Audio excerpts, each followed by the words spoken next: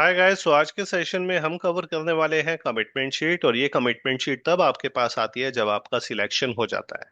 और ये commitment sheet जो होती है वो जेनपिक में आती है। किस तरीके से इस कमिटमेंट शीट को फिल करना होता है, क्योंकि इसके अंदर सारे टर्म्स एंड कंडीशंस मेंशन होते हैं जिसे आप अग्री करते हो। और उसके अकॉर्डिंगली जब ये आप कमिटमेंट शीट फिल कर देते हो तो नेक्स्ट स्टेप जो होता है वो आपके पास जो है आपका ऑफर लेटर, जिसे हम लेटर ऑफ इंटेंट भी करते हैं, वो आपके पास आता है। स्टार्ट करते हैं आज का सेशन और देखते हैं किस तरीके की टर्म्स एंड कंडीशंस होती है जो हमें फिल करनी होती है। तो सबसे पहले आपके पास जब मेल आएगी उसमें ये लिंक अवेलेबल होगा। इस लिंक पे आपको क्या करना है, क्लिक करना है। और जब आप इस लिंक पे क्लिक करोगे तो आपके साथ एक और विंडो जो है वो ओपन हो जाएगी। तो ये विंडो ओपन हो गई है और इसके अंदर सब कुछ मेंशन है। अगर आप देखोगे लिखा हुआ है, please review all the below details carefully and fill out the commitment sheet. यानी कि जितने भी पॉइंट्स इसके अंदर मेंशन है आप इन्हें अच्छे तरीके से गो थ्रू कर लो। जो आपकी वर्किंग लोकेशन से रिलेटेड है, आपकी वर्किंग आवर्स से रिलेटेड है, वर्किंग शिफ्ट से रिलेटेड है और आपकी लीव से रिलेटेड है।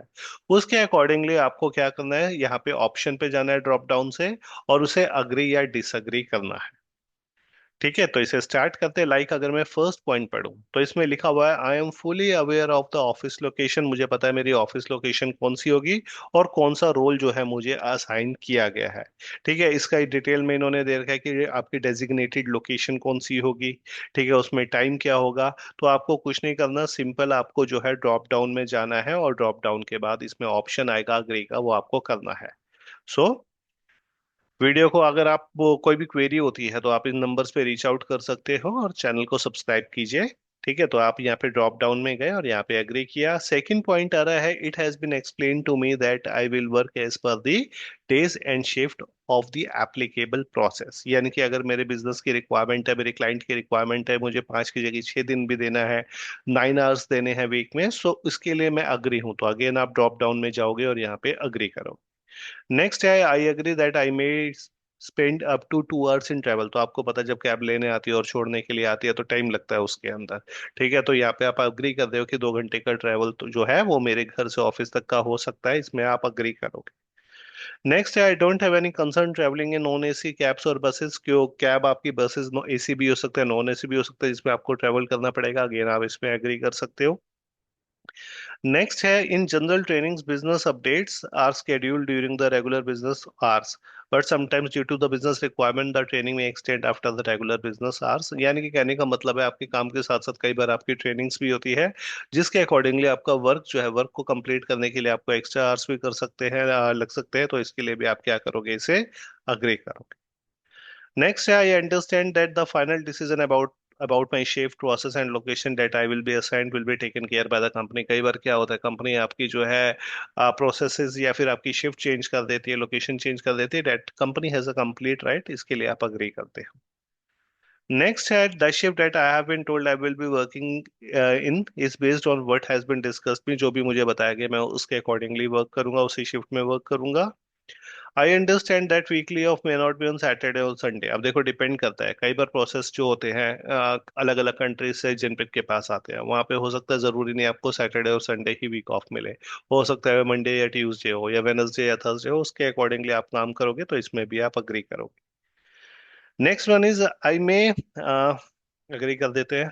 और ये शिफ्ट से रिलेटेड है, यानी कि if your shift is rotational night तो आपने वो जो है ऊपर वाला पॉइंट जो है उसके अकॉर्डिंगली सिलेक्ट करना है।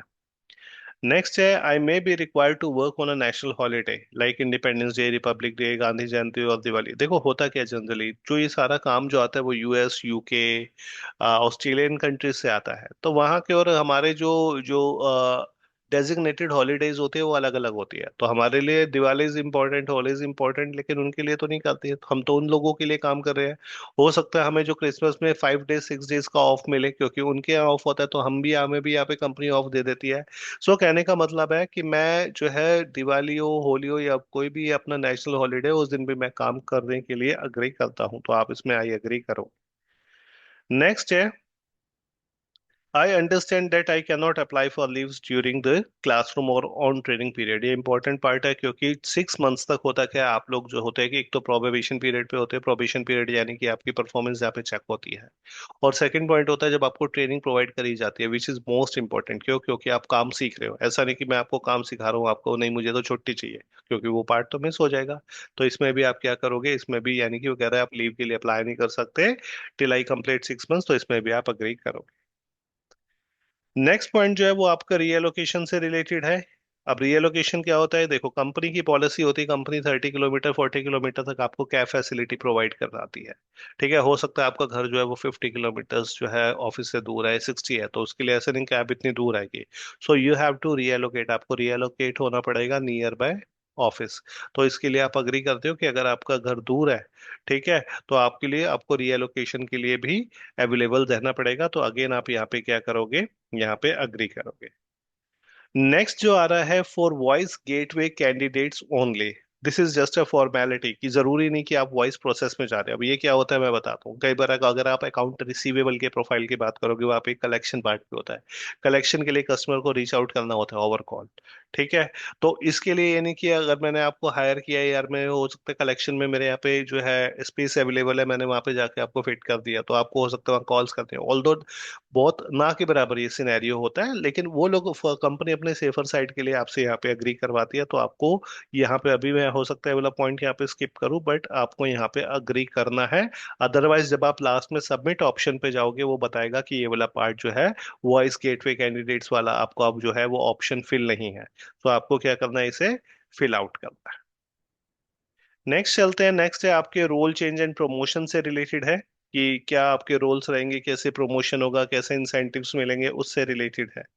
So here I understand that I need to spend a minimum period of 18 months in the business or the process।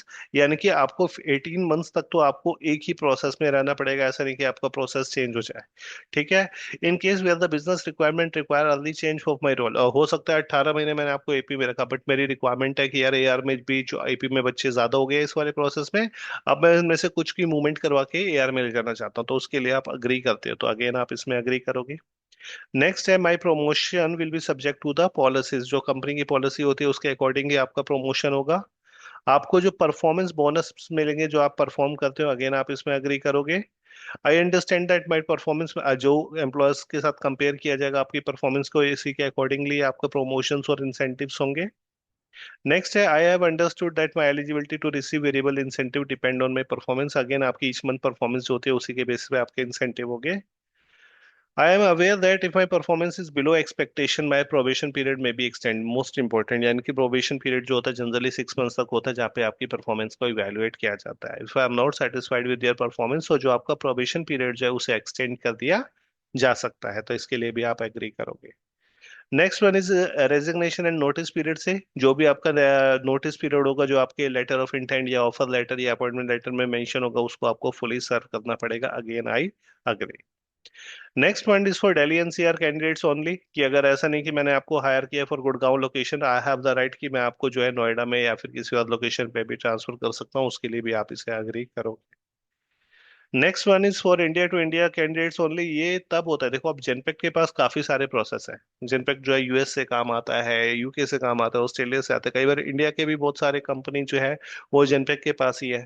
तो इंडिया टू इंडिया वाले प्रोसेस में तो 6 डे, हमारे यहाँ तो 6 डे वर्किंग का ही कल्चर है। ठीक है, तो यहाँ भी आप क्या करोगे, इसे आप अग्री करोगे। तो यहाँ पे आपको क्या करना है, यहाँ भी आपको अग्री करना है। नेक्स्ट है, पायरल work with any technology company. क्या अगर आपने किसी का मीडिया कंपनी प्लेटफॉर्म्स पे या क्लाउड पे काम कर रखा है, सो इस केस में, ठीक है, इस केस में हो सकता है मैं इसे स्किप करूं। अगर आपने नहीं कर रखा, जनरली नो आता है यहाँ पे।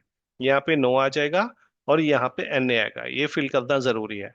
अगर आप नहीं करोगे यहाँ पे एनए, यहाँ पे एनए मेंशन नहीं करोगे, तो क्या होगा, जब आप सबमिट के ऑप्शन में आओगे तो वो कहेगा ये वाला फील्ड जो है वो रह गया है। तो यहाँ भी आप क्या करोगे, यहाँ भी आप एनए करोगे।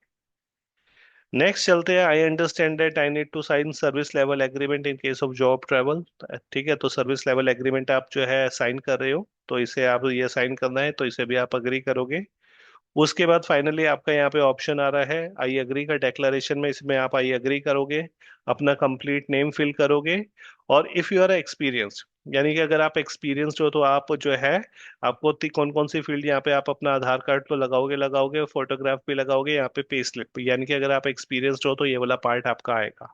और उसके बाद आप अपना कंप्लीट एड्रेस मेंशन करोगे। But if you are a fresher, अगर आप फ्रेशर हो तो आपका फर्स्ट पार्ट, सेकंड पार्ट, ये वाला पार्ट आपका नहीं आएगा, और ये लास्ट पार्ट। इसे फिल करने के बाद आप इसे क्या कर दोगे, सबमिट कर दोगे, सारी डिटेल्स एचआर के पास चली जाएंगी। ठीक है, आपकी सारी टर्म्स एंड कंडीशंस को अग्री कर ली, और जो डॉक्यूमेंट होने चाहिए वो आपने उनके साथ शेयर कर दी। सो यही होती है कमिटमेंट शीट जो आपको फिल करनी होती है, और जो आपके, जब आपका सिलेक्शन हो जाता है उसके बाद आती है। इसके बाद आपका एक विद इन अ वीक जो है वो आपका ऑफर लेटर आ जाता है। क्लियर है?